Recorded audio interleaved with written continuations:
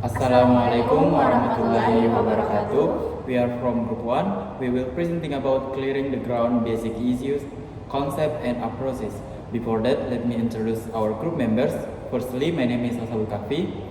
And my name is Alif Nur Afriani. My name is Yaman Parwanda. And my name is Adlai Cindy Ohim. And let's start. Introduction to language and linguistics. What is linguistics? Linguistics is the study of language and its structure. Edward Sapire's definition for linguistics is human and non-instinctive method of communication using symbols. Modern definition, linguistics is system of arbitrary vocal symbols for human communication. That symbols are primarily spoken words that combine sounds with meanings. The symbols is arbitrary, meaning that the connection between sound and meaning varies from language to language. The nature of language arbitrariness of symbols. No inherent connection between the form of a word and its meaning. For example, the word cat in English refers to a specific animal by convention, not because of any special connection between the letters CAT and the animal. The word Billy in Hindi refers to the same animal in a different way.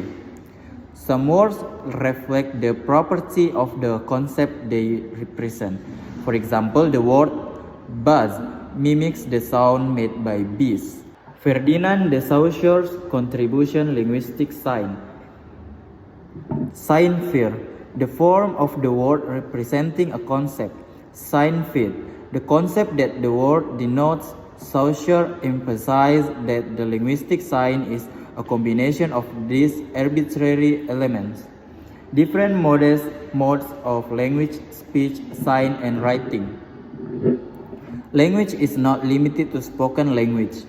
Sign language used by people with hearing and speech impairments. Writing is an alternative mode of communication to speech.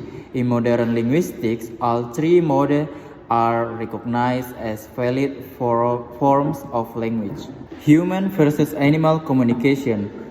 Unique human language abilities. Ability to discuss abstract concepts and entities that are not present. Ability to use language for planning and negotiation. Charles Hockett, 1966, showed that animal communication systems differ qualitatively from human language abilities. Chomsky view language as a human instinct, a unique ability specific to humans. Historical phases in linguistic study. Key phases c. 500 BC, Panini and his followers in India developed theories on phonetics and language structure. 1789, modern linguistics began with a seminal speech by Sir William Jones on the relationships between Sanskrit, Latin, Greek, and other accent languages. Early 20th century structuralism dominated linguistics, focusing on the internal system of languages, Saussure, Bloomfield. 1956, the birth of generative linguistics with the publication of Syntactic Structures by Noam Chomsky. The birth of social linguistics, early social linguistic studies, the study of rural dialect and language context. Contribution from Hugo Schuchard, Dirk Hesseling, and Addison van Name. Origin of the term. First used by T.C. Hodgson in 1939, later popularized by Heather Curie in 1952. Chomsky versus social linguistics. Chomsky's focus emphasized idealist linguistic competence abstracted from social context. Social linguistic critique stressed the importance of language use in social context.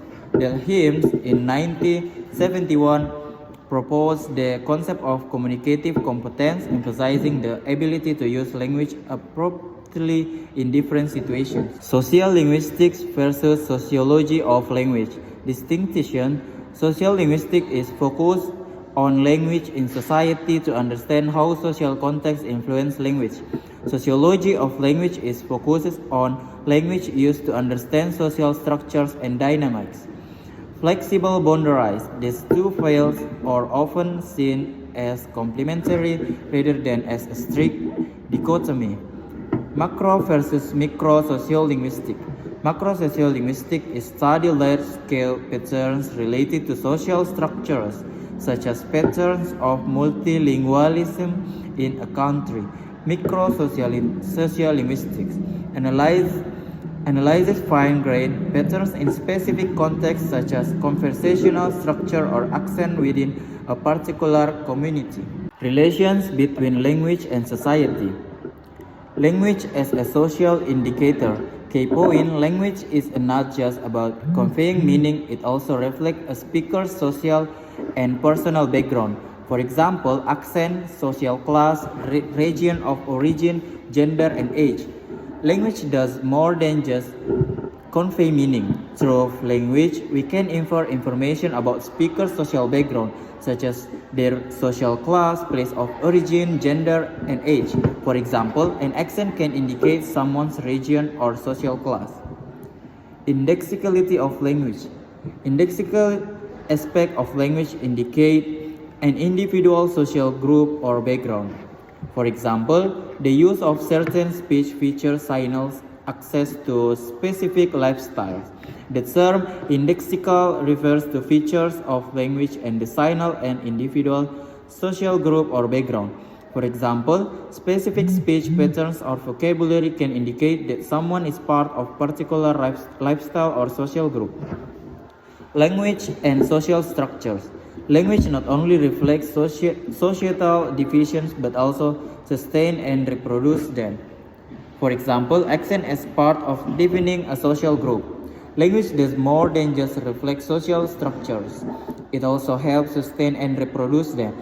For instance, accent can reinforce social identities and differentiate between various and social groups.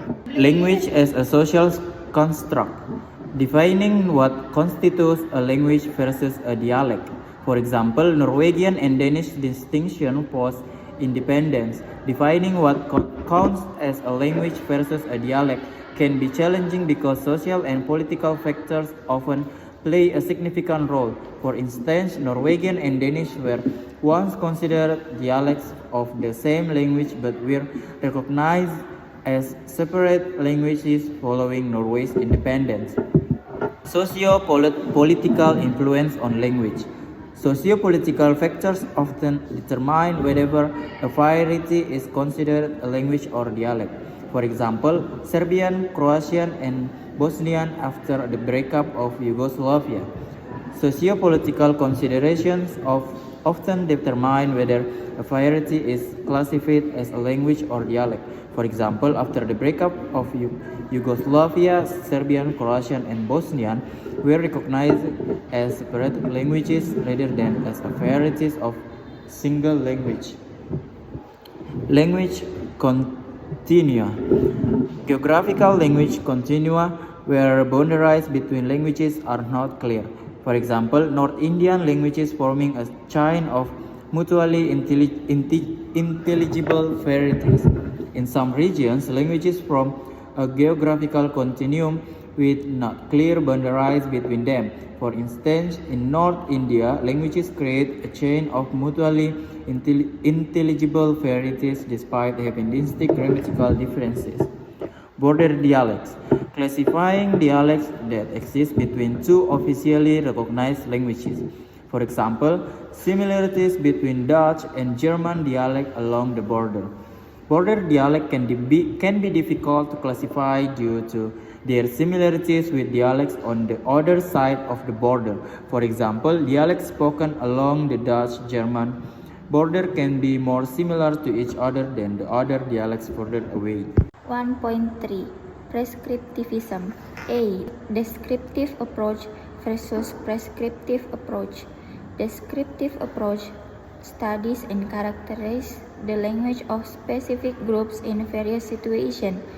This approach focuses on observing and documenting how people actually use language without imposing any judgment about correctness or superiority. It aims to represent language as it naturally occurs in different contexts. Prescriptive approach concerned with linguistic ethics and maintaining certain language norms. This approach involves setting rules about how language should be used according to specific standards. It emphasizes the correct form and usage that they consider proper or standard, often taught in traditional grammar education. A. Argument for prescriptivism. 1. Logical form. 2. Classical appeal. 3. Older forms. 4. Foreign words. B.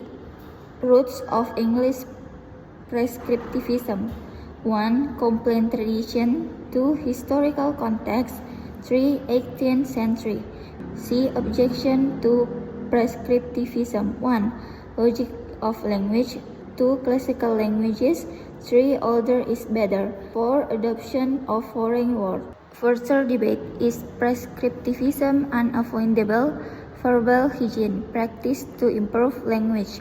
Verbal hygiene refers to effort to clean up or improve language use, reflecting a desire for conformity to perceived standard. Conformity. Even critics of traditional grammar often comfort to establish conventions in formal context. Despite criticism of prescriptive rules, individuals often follow these conventions in formal writing and speech to meet expectation. Standard English versus styles. Importance of not devaluing students' native style when learning Standard English. Definition of standardization. 1. Standardization and a standard dialect.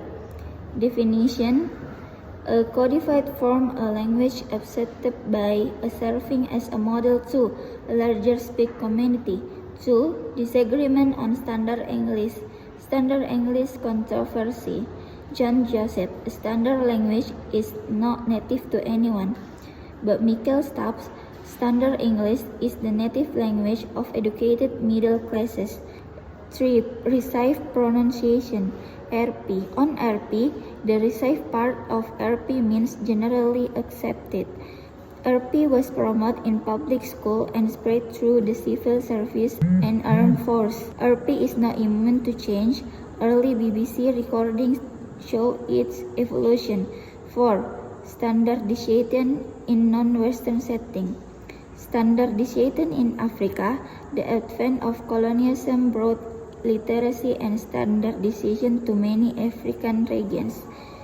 Missionaries selected dialect for conveying Christianity, often arbitrarily if local. 1.5 Compared to speech, writing is an invention that came late in human history and until recent times applied to a minority of languages.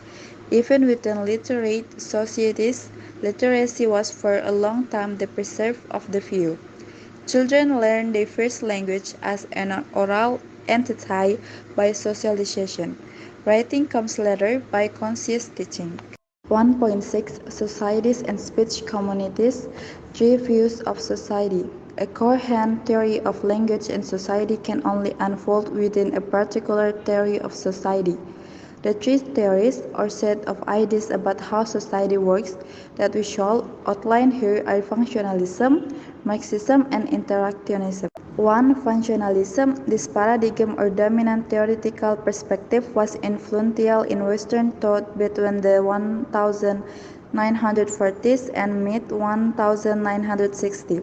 It pursued the view exclusive to this brand of sociology, which are particularly useful to the students of sociolinguistics include culture, socialization, norms and values, and status and role.